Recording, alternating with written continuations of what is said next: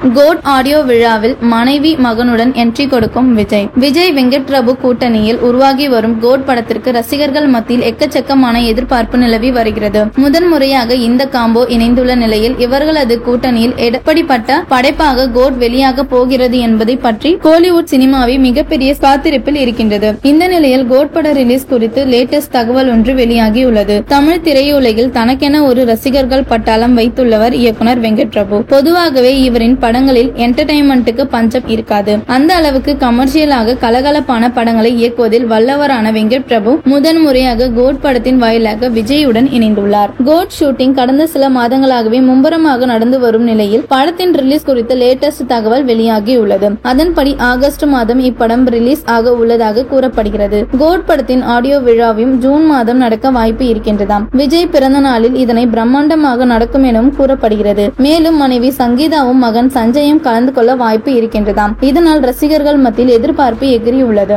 Code படத்தினை தொடர்ந்து அடுத்ததாக ஒரு படத்தில் நடித்துவிட்டு தீவிர அரசியலில் இறங்க உள்ளார் விஜய். இதனால் அவரின் தளபதி 69 படத்தினை யார் இயக்க போகிறார்கள் என்ற எதிர்பார்ப்பு ரசிகர்கள் மத்தியில் எக்கச்சக்கமாக நிலவி வருகிறது.